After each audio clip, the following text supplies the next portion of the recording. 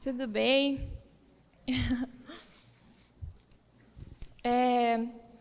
Bom, então, quem não me conhece, meu nome é Ana Lídia, eu sou filha dos nossos pastores e hoje eles não estão em Palmas, então eu recebi esse desafio de compartilhar algo com vocês e eu estou muito feliz, porque acho que não é só uma palavra, sabe, como todo domingo do Super Faixa Preta, mas para mim, assim, está sendo compartilhar com vocês algo que eu aprendi nessa pandemia. Talvez o que foi a pandemia para mim seria um dos temas dessa palavra. Coisas que eu aprendi, eu tenho certeza que todos nós aprendemos alguma coisa, né? Então, é interessante também que ano passado o nosso tema como Igreja da Paz no mundo, quem lembra?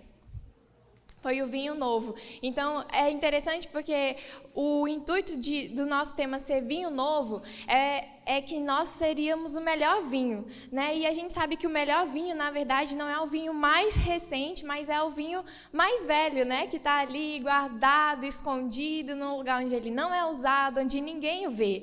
E sem saber de nada, nossos líderes declararam isso sobre esse ano e realmente foi isso. Nós tivemos um tempo onde nós tivemos a opção de nos colocarmos nessa sala escura, onde a gente não fez muita coisa, onde ninguém nos viu, e ali se tornar ou não o melhor vinho. E eu queria te perguntar, você acha que você se tornou um vinho melhor? Que quando chegar um convidado ali na sala de Jesus, que quando ele quiser tocar a vida de uma pessoa, de uma nação, ele pode ir lá na adega dele, pegar você, o melhor vinho que vai tocar, que vai saciar, que vai mudar a vida de uma pessoa, a vida de uma família, a vida de uma nação, a vida de alguém. Será que nós nos tornamos esse melhor vinho?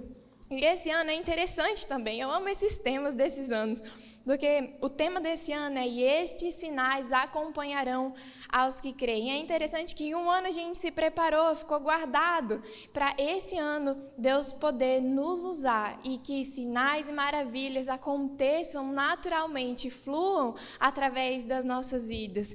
E interessante porque também esse ano passado, né, durante a pandemia, logo no começo, eu sei que muitos voltaram a trabalhar e tudo mais, mas teve alguns meses realmente que o meu trabalho não voltou e eu fiquei de verdade, desde de manhã até a noite em casa, sozinha, sem nada. E mesmo assim, sem ter trabalho, sem ter assim responsabilidades, eu consegui me ocupar com tanta coisa que eu lembro que teve uma semana assim inteira. E no final da semana eu pensei, meu Deus, eu realmente nem tirei um tempo de verdade, profundo, de oração, né? Eu estava pensando isso e veio uma palavra assim que me marcou todos os dias dessa pandemia. E eu senti o Espírito Santo falando assim no meu coração. Então era por causa de falta de tempo que você não orava. E eu fiquei, meu Deus, não, porque eu tenho todo o tempo do mundo. Mas mesmo assim, eu não consegui ter um tempo de qualidade, de profundidade. Sabe, às vezes a gente acorda de manhã e já está tudo corrido, não dá para ler a Bíblia, não dá para orar, não dá para não sei o quê. Mas nós tivemos um ano todo que nós não tivemos essa desculpa, né, de falar, eu não tive tempo. Deus nos deu tempo, ano passado, para nos tornarmos o melhor vinho. E esse é o ano que Deus quer usar os seus melhores vinhos. Esse é o ano que a igreja realmente, em nome de Jesus, vai ser tão relevante na vida das pessoas, onde as pessoas vão poder olhar para nós e falar, meu Deus, eu nunca tinha visto quanto essa igreja é tão pura, é tão santa, é tão dedicada ao trabalho do Senhor. Muitas vezes a gente critica a igreja, né? Mas nós somos ela. Então esse é o seu momento de você ser o melhor vinho de Deus para esse mundo, amém? Então, já que a gente vai falar muito sobre esse versículo de Marcos 16, que diz que esses sinais acompanharão os que creem, vamos abrir lá em Marcos 16 para a gente saber o que Jesus falou antes disso, o contexto disso e o que aconteceu depois disso? Então, Marcos 16, versículo 17, está escrito assim: "E estes sinais acompanharão aos que creem". Então, agora a gente vai saber o contexto de quando isso foi dito. Então, lá no versículo 14, antes disso, Jesus já tinha aparecido para várias outras pessoas. E eu acho que, propositalmente, Jesus deixou os 11 discípulos por último. A gente sabe que eram 12, né? Mas Judas não estava mais entre eles. E ele deixou aquele grupinho dos 11 discípulos por último. E ele aparece para eles. E a gente sabe que parece que Tomé nem estava meio que numa reunião, reunião, né? Jesus teve que ir atrás dele. Pedro, a gente sabe que voltou a pescar, estava tão desacreditado, estava todo mundo meio desanimado. E Jesus aparece para ele. Eles estavam comendo e ele fala assim... Jesus repreendeu-lhes a falta de fé e a dureza dos corações, porque não acreditaram no testemunho daqueles que o tinham visto depois de ressurreto. Então teve pessoas que viram Jesus ressurreto e saíram correndo e falaram para os 11, eu vi, o Messias realmente ressuscitou, é verdade. E ele falou que está vindo adiante de vocês, que quer encontrar vocês. E mesmo assim, eles não se reuniram, eles não acreditaram. E eu acho que o que mais entristeceu Jesus não foi só eles não terem acreditado no testemunho dos discípulos, no testemunho dos irmãos da igreja, mas já pensou também que eles não acreditaram na palavra de Jesus? Jesus falou que eu vou morrer, mas no terceiro dia eu vou me encontrar com Jesus. Eles não acreditaram no que a Bíblia fala, né? Então Jesus continuou falando, ele não falou, agora vocês não vão ser mais meus discípulos, ele falou, mas tudo bem, eu estou aqui, eu vou dar uma ordem para vocês. E a ordem foi, enquanto estiverem indo pelo mundo inteiro, proclamai o evangelho a toda criatura. Aquele que crê e for batizado será salvo, todavia quem não crê será condenado. E estes sinais acompanharão os que creem. Em meu nome expulsarão demônios, em novas línguas falarão, pegarão em serpentes com as mãos, e se algo mortífero beberem, de modo nenhum lhes fará mal. E sobre os enfermos imporão as mãos, e eles serão curados. Eu acho que isso tem tudo a ver com a gente, porque... quando a gente fala sobre sinais e maravilhas, imediatamente o coração de muitos de nós se fecha, né, em alguns sentidos. Por exemplo, talvez muitos de nós pensemos assim, mas eu não tenho esse dom. Eu realmente não nasci para curar pessoas, para ser um pastor, para ser um missionário. Eu não tenho esse dom. Eu não saio por aí curando pessoas. Eu não me enxergo fazendo isso. Eu não tenho esse dom. Eu nunca orei por alguém. Eu não tenho isso. Mas eu queria te libertar em nome de Jesus disso, porque isso não é verdade. Sabe por quê? Porque quando Jesus chegou para eles e falou, e lhes ordenou, Jesus não estava derramando um dom especial sobre poucas pessoas. Jesus estava dando uma ordem, e uma ordem é obedecida. Então, curar as pessoas, pregar o evangelho que nós vamos viver esse ano, faz parte de cada um aqui, da vida de cada um, porque não é uma questão de dom, que alguns têm e outros não, é uma questão de obediência, que cabe a cada um de nós, obedecer ou não. Amém? E também, talvez alguns pensem assim, não, tudo bem, eu sei que é uma ordem, eu sei que está na Bíblia, eu não duvido disso, eu não duvido que curas aconteçam, mas o que eu acho é que isso não é para mim, sabe? Eu não sou aquela pessoa super extrovertida, talvez isso gere algum constrangimento no seu convívio, no seu trabalho, na sua família. Talvez você pense, eu realmente não nasci para ser um pastor, eu continuo sendo crente na minha clínica, ou seja lá onde você trabalha, mas eu também queria te libertar disso, porque Jesus falou assim, e lhes ordenou, enquanto estiverem indo pelo mundo. É interessante que ele falou assim, beleza, não precisa todo mundo virar um pastor, um pregador, pegar no microfone e subir no palco. Não precisa, mas é como se ele estivesse falando assim, você tem que ir à padaria, não tem? Você tem que ir para o seu trabalho, para a sua escola, estudar, não tem? Então, enquanto você estiver indo pelo mundo, pregue o evangelho. Ele está falando assim, que nós somos cristãos, que nós temos uma causa tão real para se viver, que ele está falando, então aproveite cada oportunidade que você tiver. Tem uma frase que eu gostei tanto, me marcou tanto, que o John Bevere falou, e ele falou unicamente da Bíblia, ok? Não são outros livros, mas da Bíblia ele falou assim, nós devemos acreditar em tudo o que lemos, e não somente ler aquilo que acreditamos. Então tem muitas coisas que a gente pensa, isso não é para mim, isso me assusta, isso me constrange, e aí você vê na Bíblia e passa rapidinho, porque isso não é para você, mas não é assim que se deve ler a Bíblia. Não é ler somente aquilo que você acredita, mas é acreditar em absolutamente tudo que a Bíblia está dizendo. Se é uma ordem, ir pregar o evangelho, e eu não estou fazendo isso no meu convívio, na minha realidade, então eu estou desobedecendo. Amém? Pode falar, a gente está de máscara, não vai falar, amém.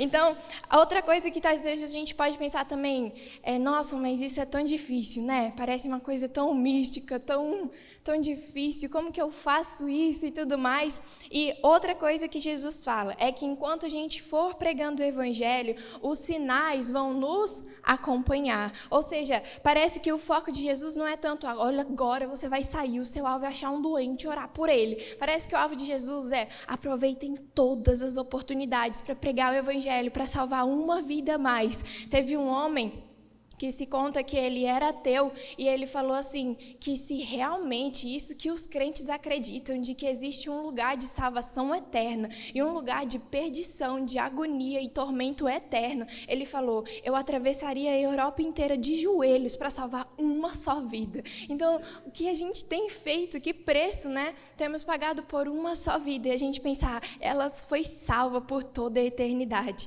Então, e aí ele fala que esses sinais acompanham a pregação do evangelho. É como se Deus, Jesus, estivesse tão interessado em confirmar o que você está falando, que esses sinais te acompanham para que aquela pessoa veja que o que você está pregando é real, sim.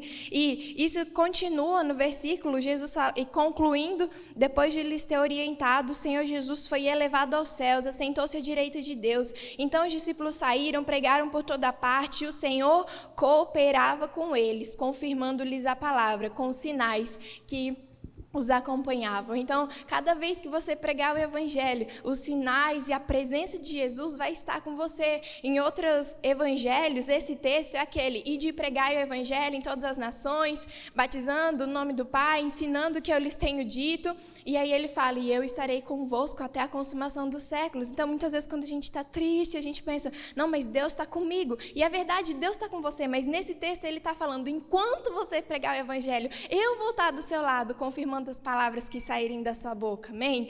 Então, o rei Nasbon, que foi um grande homem que eu admirei sempre, assim, e ele fala algumas coisas do evangelho que eu queria compartilhar com você. Ele fala assim, que a nossa parte não é enfeitar o evangelho para que ele se torne bem atrativo e todo mundo queira vir na nossa igreja porque ela é muito legal, porque esse Jesus parece muito legal, sabe? Mas ele fala assim, que a nossa parte é simplesmente pregar, né? E teve um pastor, o Rick Warren, que ele também é um pastor ali naquelas áreas de Orlando, onde tem muitos parques, e um dia os pastores auxiliares deles falaram, Rick, a gente precisa fazer algo, porque todo mundo, a gente está perdendo os nossos jovens, eles só querem ir para os parques, e a gente tem que fazer algo bem atrativo, bem Disney mesmo na nossa igreja, sabe?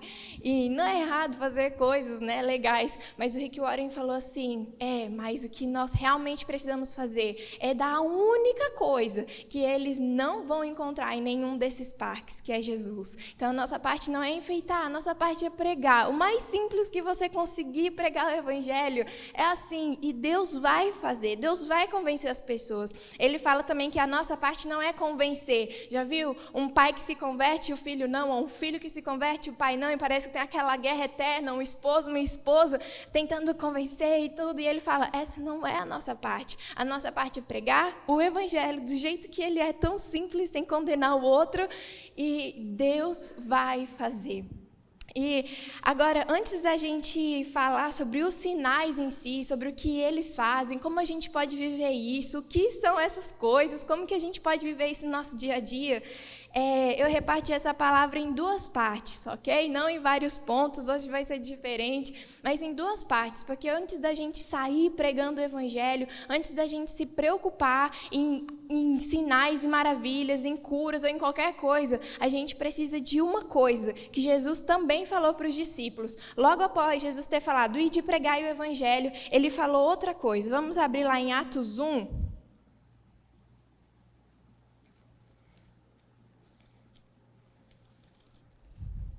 Atos 1, versículo 4, fala, certa ocasião, enquanto ceiava com eles, parece que é o mesmo momento, né, de Marcos, mas eles estavam ali na mesa, e Jesus também ordenou para eles. Ele falou que não saíssem de Jerusalém, mas aguardassem a promessa do Pai. Lucas, que é outro evangelho que fala a mesma história, ele fala que Jesus ordenou que não saíssem de Jerusalém até que recebessem o poder do alto, que fossem revestidos com o poder do alto. Então, Jesus está falando com uma urgência tão grande, né? Vai agora, prega o evangelho, tem que salvar pessoas e tudo. Mas aí antes ele fala, mas espera aí, não faz nada se você não estiver revestido e cheio do Espírito Santo. E esse é o nosso primeira parte da palavra de hoje, ser revestido do Espírito Santo. O fato é que a gente não pode sair fazendo coisas na nossa própria força, na nossa, a vontade humana, a carnalidade humana, mesmo que pareça algo muito bom, mesmo que seja uma boa ação, mesmo que pareça algo muito religioso, muito espiritual, se for sem a presença do Espírito Santo, se nós não estivermos realmente revestidos do Espírito Santo, isso não tem valor, isso não vai dar certo.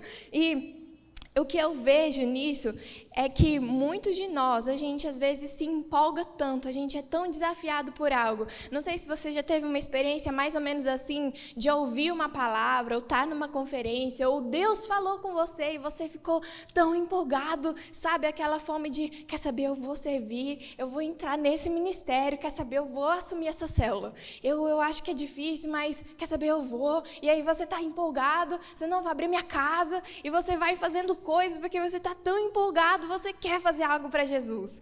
E aí você pensa, dessa vez vai ser diferente. Eu estou tão empolgado, eu estou tão cheio de Deus, eu estou tão diferente, dessa vez vai ser diferente. E aí você está lá liderando, ou cuidando, ou em algum ministério, e aí depois de alguns meses você se vê cansado de novo, você se vê carregando um peso monstruoso. Cada vez que você vê o seu nome na escala, você pensa, ai meu Deus, eu vou viajar esta semana, Parece que vem um cansaço, parece que você se sente frustrado, Você pensa, meu Deus, sempre é igual. E a gente se frustra com a gente mesmo, a gente até se sente culpado, a gente pensa, meu Deus, eu sou crente, eu não devia estar ansioso. Aí você se sente mais culpado porque você não devia estar ansioso, agora você está ansioso e culpado.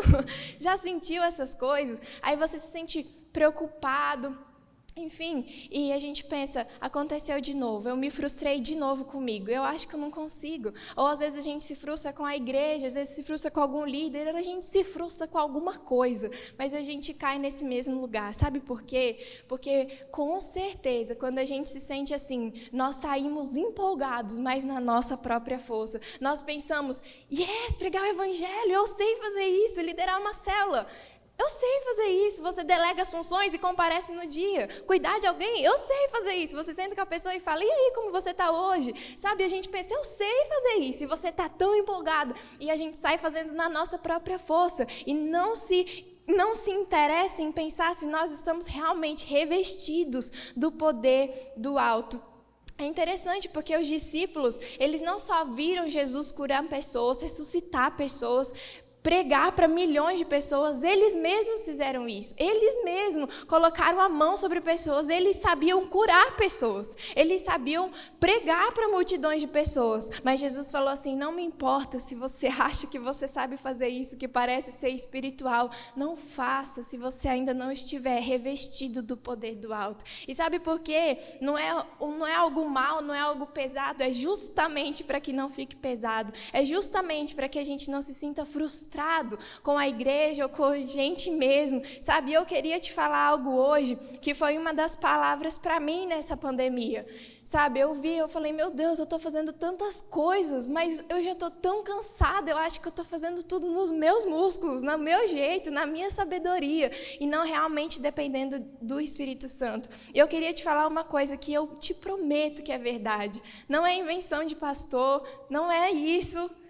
Existe um lugar, de verdade, eu prometo que existe esse lugar, onde a gente pode fazer todas essas coisas, onde a gente pode servir Jesus, onde a gente pode ser um crente de verdade e não se sentir esgotado, desanimado, Parece que às vezes a gente pensa que ser crente é viver arrastado assim, porque é sempre tão difícil. Eu não estou falando que não tem dificuldades, tem mesmo, mas o apóstolo Paulo, quando estava sendo apedrejado, eu tenho certeza que você não chegou nesse nível de cansaço. No outro dia ele se levantou e falou, bora pregar o evangelho. Ele falou, eu estou desgastado por fora, mas por dentro tem algo em mim que fica pulsando vida e eu não consigo parar. É sobre essa força que eu estou te falando e eu quero te dizer que eu prometo que existe esse lugar. E eu não vou te falar que esse lugar é no centro da vontade perfeita de Deus. É verdade, existe esse lugar. E esse lugar se chama revestido do Espírito Santo. Eu queria te mostrar uma pessoa que ela viu isso, que ela entendeu isso. Eu queria abrir em Ezequiel, Eu acho que eu não passei esse texto para as pessoas, mas vai ser rapidinho. Ezequiel era um profeta. Se você quiser abrir comigo aí agora, Ezequiel 47. Ele era um profeta e ele teve essa visão. Ele viu um grande rio, um grande lago, e Deus convidou ele para entrar. Eu tenho certeza que ele não estava preparado, não estava com roupa de banho, talvez ele não estava a fim de se molhar, mas Deus falou: Ezequiel, entra nesse rio. E fala que ele andou 500 metros e as águas estavam no tornozelo dele. Então Deus chamou ele mais fundo e ele entrou mais fundo e as águas passaram a estar nos joelhos dele. Então Deus chamou ele mais fundo e ele foi mais fundo, e fala que agora no rio estava na cintura dele.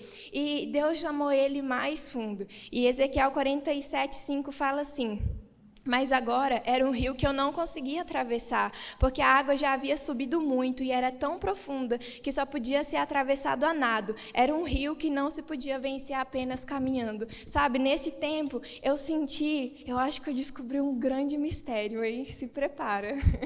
Mas sabe, eu senti assim que muitos de nós, como crentes, como discípulos de Jesus, a gente realmente ouviu um chamado de Deus de vem mais fundo, entra no rio. E a gente não estava preparado, a gente nem queria muito isso, mas você obedeceu, você molhou seus pés, sujou seus sapatos e entrou no rio de Deus. Então você ouviu, você continuou ouvindo a Deus e foi mais fundo. Talvez agora você faz seu devocional e todas essas coisas, né, que a gente aprende todo domingo aqui, não falta um culto e as águas já estão no seu joelho. Talvez quem olhe para a gente pense: uau, que crente que o fulano virou. E talvez Deus te convida mais fundo e você vai mais fundo e as águas já estão na sua cintura, sabe? E a gente olha para trás e a gente pensa: meu Deus, eu cresci tanto, eu mudei tanto, eu nunca imaginava que eu seria um crente, e olha o que virou de mim hoje, sabe? Às vezes a gente olha e pensa: nossa, Deus realmente tem feito algo na minha vida. Eu não sou perfeito, mas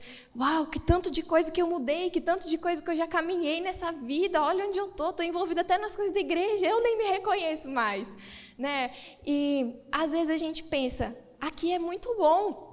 Aqui nas cinturas, as águas estão batendo nas suas cinturas, ou seja, a gente sabe fazer coisas espirituais, a gente está envolvido na igreja, quem olha para a gente sabe que a gente é crente, a gente sabe os versículos, a gente é um crente, mas está na cintura. E sabe qual é o problema disso? É porque a gente vai continuar fazendo coisas, servindo Jesus, fazendo obras espirituais e religiosas, mas a gente ainda está com os nossos pés no chão. E tem duas coisas sobre a gente estar com esses pés no chão. Uma é que se nossos pés estão no chão, somos nós que vamos conduzir para onde a gente quer ir. Lembra da palavra de domingo passado que meu pai falou daquele nível muito bom de fé, mas que quando você ora, você realmente deseja que Deus te responda naquele seu tempo e do seu modo? Talvez você pense: não, eu não sou assim, eu deixo Deus agir.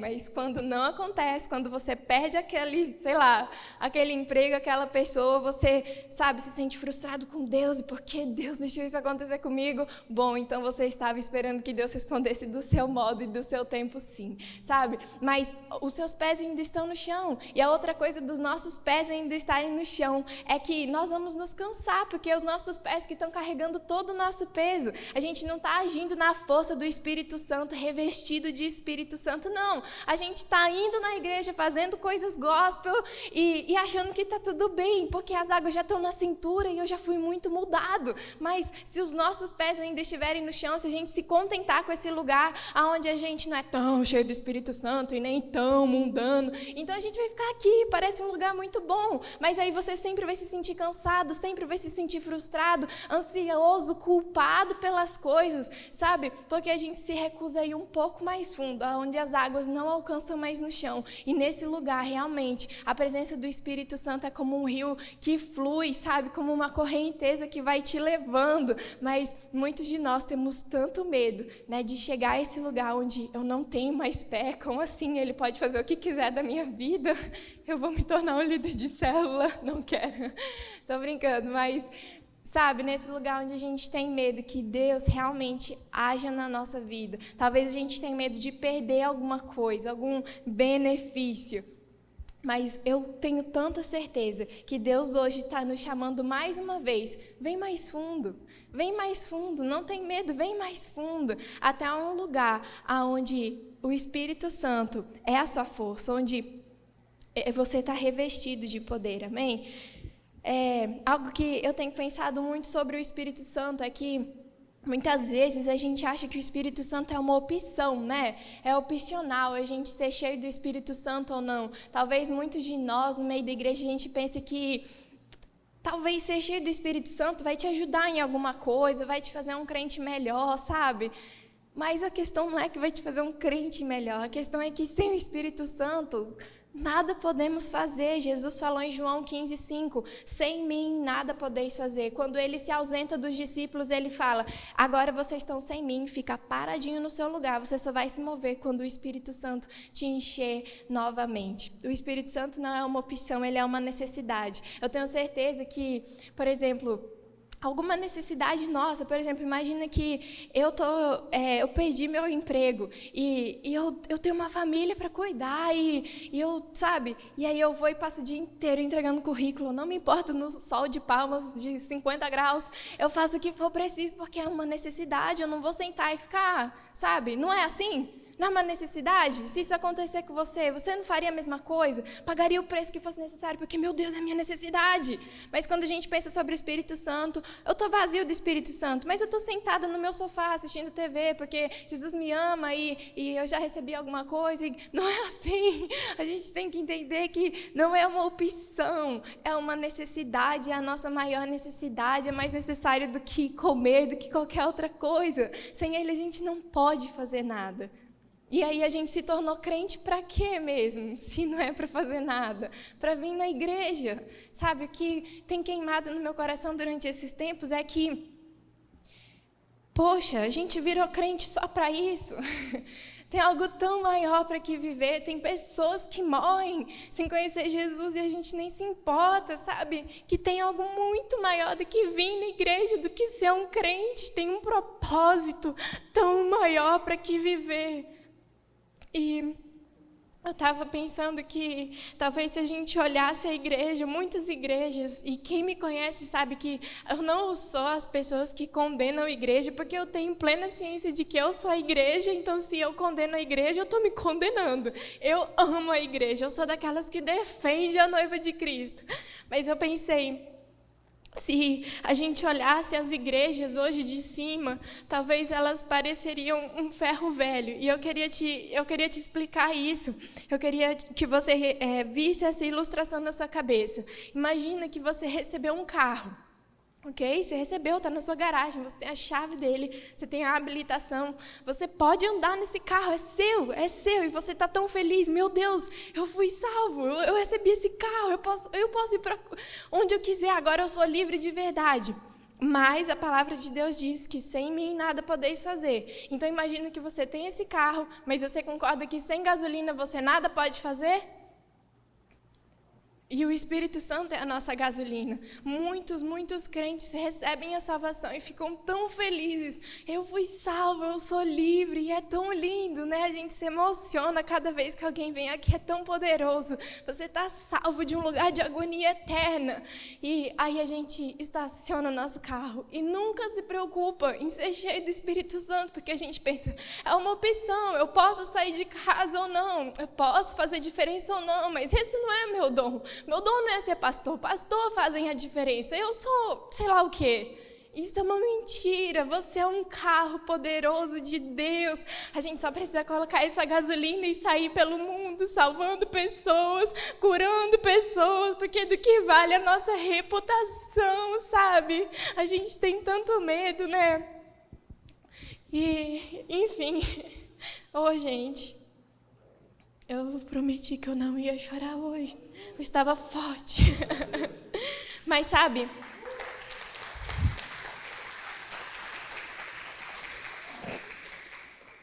Amém. É que tem esse desespero, sabe, no meu coração. E Deus sabe que eu não estou falando pensando em pessoas, pensando, sabe, que você ouça essa palavra. Eu realmente estou compartilhando algo que eu tenho vivido todos os dias, que eu tenho orado e chorado e falado, Senhor, me perdoa. Às vezes que por vergonha eu não compartilho com alguém, por medo, ou sei lá, e um dia a gente vai estar diante de Deus, olhando nos olhos dele, e eu não quero ser essa crente que fica na igreja, sabe? Se eu não virar um pastor aqui, se o meu chamado for realmente como professor, ou algo nesse sentido de educação, então lá naquele lugar, eu realmente quero ser um carro com gasolina, amém? Eu só desejo que a gente entenda que o Espírito Santo não é uma opção para nós, não é uma opção para nós. Ele é uma questão de vida ou morte. Se você não tem o Espírito Santo, você vai ser mais um carro nesse ferro velho. Amém? Então, a primeira parte é, sem mim nada podeis fazer. Se a gente não for revestido com o Espírito Santo, a gente nada pode fazer. Mas a segunda parte, então, eu estou muito empolgada com ela, é o que os sinais podem fazer, são o resultado dos sinais. Ok, eu fui cheia do Espírito Santo, eu tenho buscado isso todos os dias, sabe, incansavelmente, eu tenho buscado, todo dia eu tenho orado, Senhor, eu preciso ser cheia do Senhor, eu preciso ser cheia do Senhor, e aí eu estou sendo cheia. Então, qual é o resultado dos sinais na nossa vida? Você andando, pregando o Evangelho, ousando pregar o Evangelho, sabe? Uma coisa que as pessoas sempre falam é assim, beleza, eu vou fazer isso aí, mas e se eu orar e a pessoa não se converter? Ou e se eu orar e essa pessoa não for curada, né? E olha, eu lembro de algumas vezes que eu orei e alguém foi curado. Mas quase todos eu orei e a pessoa nem foi curada. Mas eu lembro de uma situação específica que me marcou muito, que eu estava começando a faculdade, e quem me conhece sabe que eu mal sei falar com você pessoalmente, né, sem desmaiar, assim, tô brincando. E aí eu entrei naquela sala lá, tinha umas 3, 4 meninas, e eu fiquei bem quietinha no meu lugar, e do nada alguma menina falou, tô com uma dor de cabeça. Eu falei, menina, você podia sofrer calada, agora eu tenho uma responsabilidade. E aí eu demorei, e aí fui lá, né? Oi, posso orar por você? Aí ela, pode e tal. Aí eu orei por ela, e eu realmente acho que ela não foi curada, porque ela respondeu tipo assim, minha filha, já tá bom, já passou, vai dar tudo certo. E ela saiu da sala com lágrimas nos olhos, sabe? Porque as pessoas estão tão acostumadas, cada um vivendo o seu mundo, né? E quando alguém quebra essa barreira e se oferece para orar por você, para te amar sem nada em troca, as pessoas ficam tão chocadas, tão marcadas. Então não espere que para pregar o Evangelho Deus esteja esperando que você vá ousadamente, corajosamente. Só o fato de você conseguir falar com alguém, os céus já estão te aplaudindo por causa disso. Então não tenha medo mesmo, vá com vergonha mesmo, vá tremendo as pernas, vá gaguejando, mas vá, porque se aquela pessoa nem for curada, ela pelo menos vai se sentir tão amada, tão querida, tão, meu Deus, Deus me ama mesmo, e tenha certeza que ela vai pensar isso o dia inteiro, Deus me ama mesmo, mas o que eu fiz? E ela vai dormir pensando isso, e você vai dar um dia tão maravilhoso para aquela pessoa. Mas ok, o que os sinais fazem na nossa vida? Qual é o resultado deles? Então, a segunda parte, a primeira coisa que eu queria te falar é que os sinais, eles servem às pessoas. Eu queria abrir com você em João 4:35. Mais uma vez, Jesus está falando isso para os discípulos dele. Então, acho que essa palavra é uma palavra para discípulos, amém? Tudo que Jesus está falando é para os discípulos. E ele está falando... Vocês não dizem, não, ainda há 4 meses até a colheita. Eu, porém, vos afirmo, erguei os olhos, levante os olhos. Essa pandemia, não sei se me ensinou, mas pelo menos eu tenho tentado aprender isso. Porque a gente ficou tanto tempo preso em casa assim, olhando para as nossas necessidades, né? Se a gente tem aplicado fé na nossa saúde, na nossa família, na minha roupa, nossos planos, pensa com você. Eu tenho pensado, meu Deus, quando eu penso em em gastar, eu penso na minha pele, no meu cabelo, na minha roupa, na minha casa, no meu carro, né? A gente só pensa na gente. E Deus olha para os discípulos e fala: ei, acorda, levanta os olhos para a vida, olha para as pessoas, elas têm necessidades, levante os olhos. E ele fala: levante os olhos e vede que os campos já estão prontos para a colheita. É interessante que esse episódio acontece, vocês conhecem essa história, Jesus para ali em Samaria, e a gente sabe que os judeus e os samaritanos se odiavam, né? Uma rixa que eles nem se falavam, mas Jesus faz questão de parar ali em Samaria, e Jesus fica na beira de um poço, os discípulos vão comprar comida, eles estão cansados, estão com fome, e Jesus fica ali. Então chega aquela samaritana, sozinha, sem amigas, no sol, algo estava errado nessa história, será que ninguém queria andar com ela?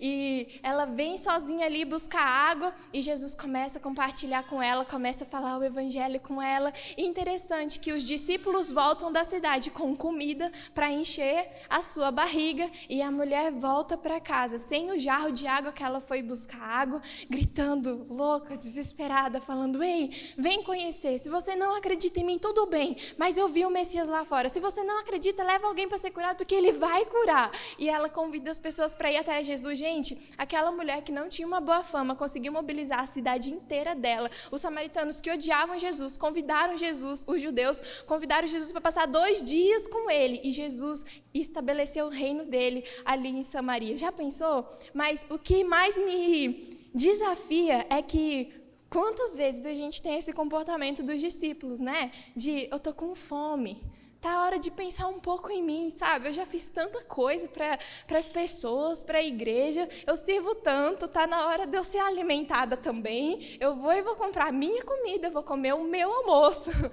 E já pensou, eles foram lá. E eu pensei, poxa, eu não sou alguém super crente, mas eu acho que eu pelo menos falaria: olha, não é por nada não, mas se eu fosse você, eu ia lá que o Messias está ali no poço. Pode levar alguém para curar, que ele está fazendo qualquer coisa. Mas, nem isso eles fizeram. Eles só foram, eles tinham o Messias, a salvação deles, do mundo, do lado deles. Mas eles entraram e saíram em silêncio, sem compartilhar com ninguém. Pessoas que viviam com Jesus há anos e não tiveram a coragem, né, de falar: vai lá fora, ele está a 2 passos de você. A sua salvação, o Messias que você espera, está a 2 passos de vocês. Por quê? Porque eles estavam tão preocupados consigo mesmo. Esses dias eu ouvi uma pregação de um pastor que eu gosto muito, e ele estava falando isso, assim, né, de que às vezes a gente pensa: poxa, às vezes eu só queria ser cuidado, eu trabalho tanto, eu faço tanto, quer saber, eu vou parar, eu vou tirar um tempo para cuidar de mim, né, igual os discípulos. E ele estava contando que ele estava no 25º aniversário de casamento com a esposa dele, e ele fez uma super viagem, comprou um presente mega chique, e num lugar bem especial ali, ele deu aquele presente lindo para ela e fez aquela coisa toda, e ele falou assim, que ele falou para a esposa dele: meu amor, esse é o nosso 25º ano de aniversário, e eu tô tão ansioso para passar o resto da minha vida com você. Por quê? Porque ele ama ela, porque ele quer viver com ela o resto da vida. E quando a gente fala, ele estava falando, né, que muitas vezes a gente fala: chegou, é um tempo para mim, para eu cuidar de mim mesma. A gente faz isso com Jesus, né, de 10 anos te servindo, valeu, foi muito bom, mas para mim chega, eu estou cansado, é um tempo de cuidar de mim, viu? Deus abençoe o Senhor, amém. Mas com quem a gente ama, a gente fala: quer saber, se for 10, 25 anos, 30 anos, 50 anos, eu só quero passar o resto da minha vida ao seu lado. Senhor Jesus, eu te sirvo há tanto tempo mesmo, mas é para isso que eu existo, e eu vou continuar te servindo para o resto da minha vida. Passe 25, 30, 50 anos, eu posso ficar nesta igreja, mas eu vou continuar te servindo e nunca vai acabar esse amor. Isso me marcou tanto. Agora, quando a gente passa a viver nisso, em sinais, pregando o evangelho como Jesus falou, aproveitando as nossas oportunidades para falar com alguém, muitas vezes a gente pensa assim, né, de que é tão difícil pregar o evangelho, eu não sei muito sobre a Bíblia, eu sei lá, eu gosto, mas eu estou aprendendo, né? A gente tem que pensar que Pregar o evangelho pode ser, por exemplo, imagina lá no seu trabalho e alguém chega com você, aquela sua amiga, e desabafa aquele dia. Pregar o evangelho é dar um conselho para ela que tem um princípio da palavra de Deus. Não é tão difícil assim. Tem pessoas que vão nos ouvir, que nós temos influência sobre a vida dela. Então, os sinais, eles servem às pessoas. Eles tiram os nossos olhos de nós mesmos, das nossas grandes necessidades, e colocam os nossos olhos nas pessoas que realmente precisam. Eu queria compartilhar com você uma pesquisa que fizeram, não foi uma pesquisa cristã nem nada, mas eles descobriram como você pode ter tipo um controle da ocitocina. Tipo assim, a ocitocina, leigamente, ela é conhecida como aquele hormônio do prazer, da alegria, né? A mulher libera isso quando ela está amamentando, quando ela está dando à luz. É um hormônio que te deixa mais, sabe, com paixão nos olhos. E eles descobriram que é como se você pudesse controlar essa liberação em você, não só instintivamente, mas como se você tivesse o poder de fazer isso. Claro que eles falam de uma forma muito mais científica e bonita do que eu, né? Mas eles estavam falando sobre isso, e sabe como que essa ocitocina pode ser liberada por você mesmo, em você, quando você pode sentir que a sua vida vale a pena, que você está apaixonado, que você tem prazer, que você está pleno. É quando você faz algo bom, quando você serve o outro, sem estar esperando algo em troca. Isso não é o evangelho, e foi para essa vida que Jesus nos chamou. Não é só um fingimento de uma vida que a gente fica falando que vale a pena. Até o nosso corpo sente isso e ele fica vibrante, porque servir o outro sem esperar nada em troca libera no nosso corpo, alma e espírito essa alegria e esse prazer de servir Jesus. Queria ler com vocês também rapidinho para a gente encerrar esse ponto, 1 Coríntios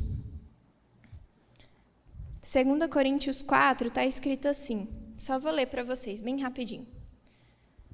2 Coríntios 1, 4, glória a Deus e tudo mais, que Ele é o Pai de todas as consolações, versículo 4, que nos consola em todas as nossas tribulações, para que, com a nossa consolação que recebemos de Deus, possamos consolar o que estão passando por tribulações. Talvez você está me ouvindo e está falando...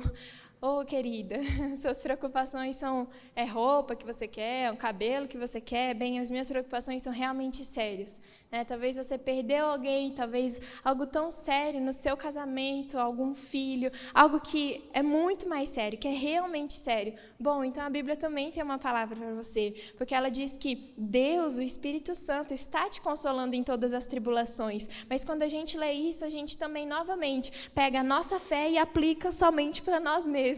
Sabe? Não, Deus está me consolando, Deus está comigo, Deus está comigo, Deus está comigo. Mas sabe o que ele fala? Ele fala, você é consolado para consolar outros. Se essa consolação servir só para você, ela morre em você, não consola nada e você continua aflito. Mas enquanto você recebe a consolação de Deus, igual ele fala, consolamos uns aos outros que também estão passando por tribulações. Então, isso sim nos revigora. Sabe? Eu queria te dar esse desafio. Talvez você está passando algum tipo de tribulação no seu casamento, porque você não acha alguém para cuidar, para ouvir os problemas dela e pensar, meu Deus, do que eu estou reclamando?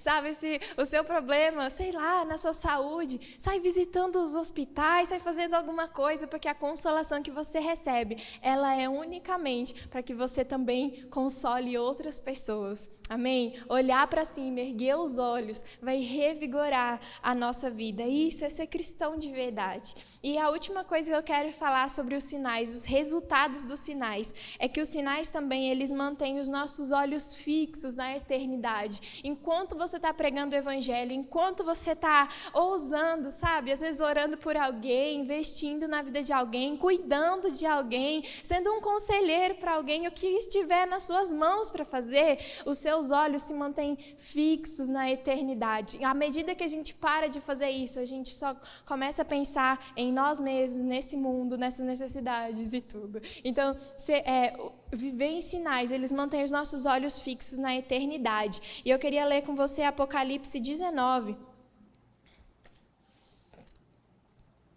Está escrito assim, Apocalipse 19, 8.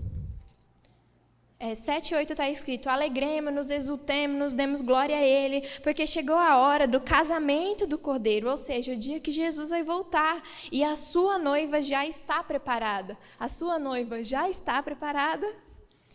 Para vestir-se foi-lhe providenciado linho fino, puro, resplandecente. E o linho fino representa os atos de justiça dos santos. Isso não é lindo? À medida que a gente está servindo pessoas com sinais, servindo ela pregando o evangelho, servindo ela de alguma forma, sabe? Você está como se fosse costurando as suas próprias roupas para se encontrar com Jesus. Mas no momento em que a gente não está fazendo nada, a gente é esse tipo de crente que a gente não quer ser, de ferro velho. Então, a gente vai chegar diante de Deus e ficar: meu Deus, o que eu faço agora? Porque você não costurou suas roupas, você não se preparou para aquele dia. Viver em sinais vai te manter tão confiante, preparado naquele dia para se encontrar com Jesus. E a última coisa, eu quero ler 2 Coríntios 4.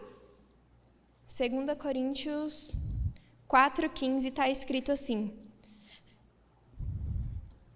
Paulo está falando no versículo 15 que a graça está alcançando mais e mais pessoas. E isso nos faz transbordar de ação de graça, de glória a Deus, de glórias a Deus. E ele fala assim: portanto, não desanimamos. Ainda que o nosso exterior esteja sendo desgastado, o nosso interior está em plena renovação dia após dia. Eu não sei se você já teve essas duas experiências, eu já tive as duas, eu acho que a gente tem todo dia.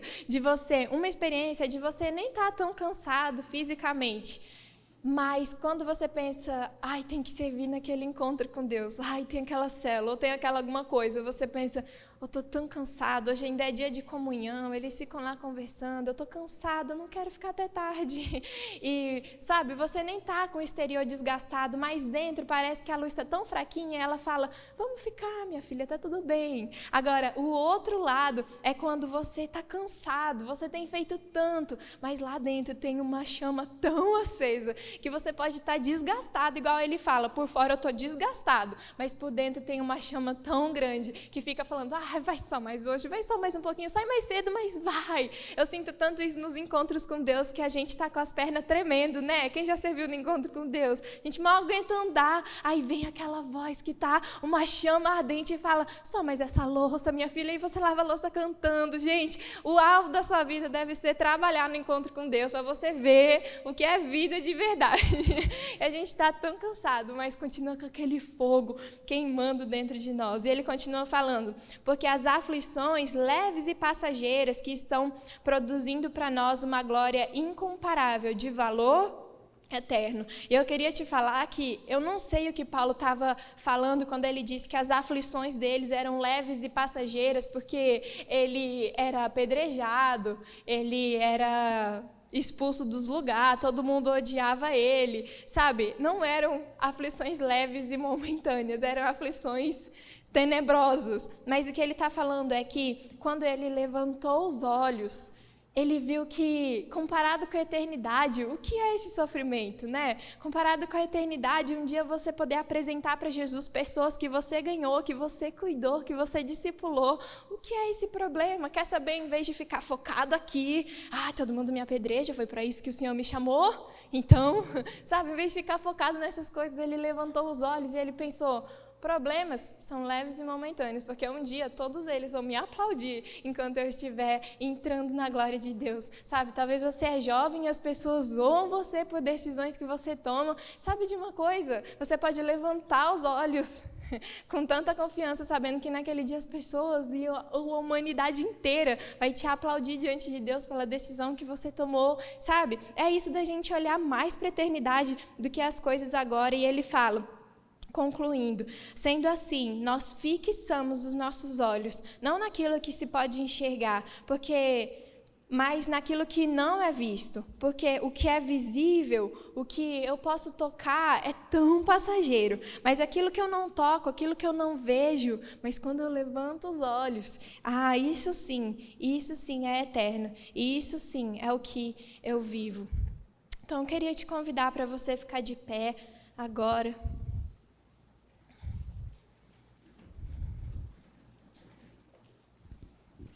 E fechar os seus olhos e realmente se concentrar em Deus Esses dias eu ouvi a Joyce Meyer, ela estava falando que um amigo dela, uma vez teve uma experiência com Deus, e ele estava num lugar com milhares de pessoas adorando a Deus, e estava tão bonito, estava tão gostoso, e Deus falou assim no coração daquele cara, eu quero te mostrar quantos aqui realmente estão totalmente me adorando de todo o coração, sabe, que estão entregues, abandonados aqui na minha presença.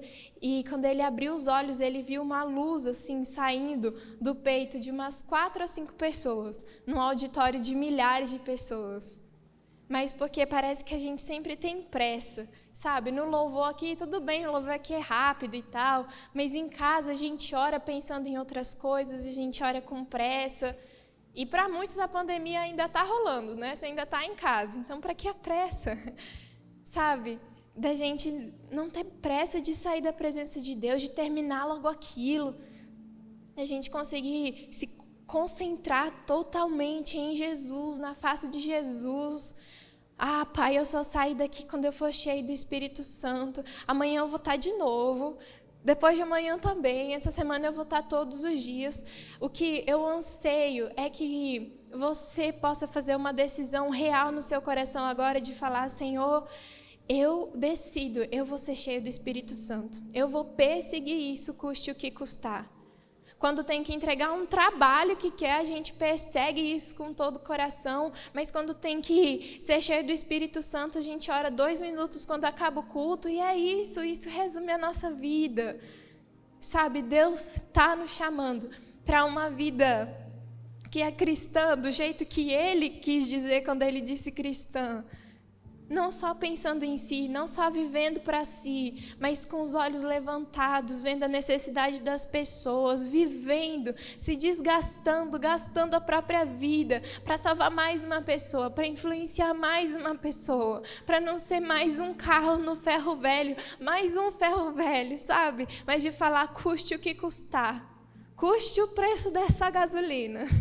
Eu vou ser cheia do Espírito Santo. Eu preciso ser cheio do Espírito Santo, porque se eu não for cheio do Espírito Santo e for fazer as coisas na minha própria força, eu vou me cansar, eu vou me frustrar, não vão ter frutos verdadeiros. Eu queria te contar, alguns anos atrás, a minha mãe teve um sonho, muitos anos atrás, e me marcou tanto que eu lembro até hoje. Ela falou que sonhou que ela estava pintando um prédio gigantesco com um pincel tão pequenininho, e ela estava ali suando, se esforçando, pintando aquele prédio, sabe, querendo fazer algo para Deus, querendo servir a Deus. E ela acordou, e o Espírito Santo falou assim para ela, que muitas vezes nós estamos assim, nós realmente queremos fazer coisas para Deus, mas não estamos dispostos a esperar ser cheios do Espírito Santo, então nós vamos trabalhar muito com um pincel tão pequenininho, fazendo algo que não vai ser eficiente, sabe, que vai cansar você muito mais do que se você tivesse cheio do Espírito Santo, porque o Espírito Santo é como um poder de uma dinamite que explode tudo. Eu queria te dar esse tempo para você falar com Deus, sabe, você falar, Senhor, eu não acho que eu sou um pastor, eu não acho que eu sei pregar bem para as pessoas, ou seja lá qual é a sua confissão, mas de você falar, me ajuda, a partir de agora não perder uma oportunidade, à medida que eu estiver indo, me ajuda a estar em comunhão com o Senhor, enquanto eu estiver conversando com alguém, indo no carro sozinho, em casa, de estar consciente de que o Senhor está bem do meu lado, de que o Senhor é presente na minha vida, não ignorar a sua voz, não ignorar a sua presença ao meu lado, e também pregar o Evangelho do jeito que eu sei, com as armas que eu tenho, mas eu coloco as minhas armas aos seus pés agora. Oh Senhor, que o Senhor olhe para essa igreja e veja um exército, não pessoas sentadas, criticando, olhando, mas que o Senhor veja um exército que coloca essa armadura e entrega a sua vida de verdade. Isso é entregar a vida para Jesus, é viver pelo reino dele, é viver pela causa dele. Isso é ser cristão de verdade, é não só pregar com as palavras, mas a nossa vida ser transformada pelo Espírito Santo. Oh Espírito Santo, vem sobre nós. A Bíblia diz que o Espírito Santo é espírito de temor do Senhor. Vem com o temor do Senhor sobre nós, que cenas, que imagens, que filmes que não te agradam, ai, Pai, que a partir de hoje, pessoas aqui nem consigam mais ver essas coisas. Senhor Jesus, que o teu temor caia sobre cada um aqui, em nome de Jesus. Que palavras grosseiras e imorais não saiam mais das nossas bocas. Senhor, que pensamentos também, Pai, vem nos limpando, nos purificando. Nós te pedimos, nós queremos e precisamos da sua gasolina, do seu Espírito Santo. Nos enche, Senhor Deus, do seu Espírito Santo. Em nome de Jesus. Amém. Que o amor de Deus e a graça de Jesus e essa comunhão verdadeira do Espírito Santo esteja com você. E se ela não estiver, você vai perseguir essa presença. Em nome de Jesus. Amém. Correr pela casa ao teu encontro e me abandonar no teu abraço e te abraçar. Laro, laro, laro, lara, e te abraçar. Laro, laro, laro, lara. Eu quero te abraçar.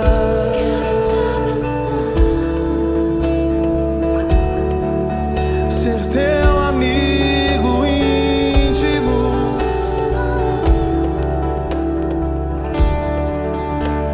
Eu quero te abraçar.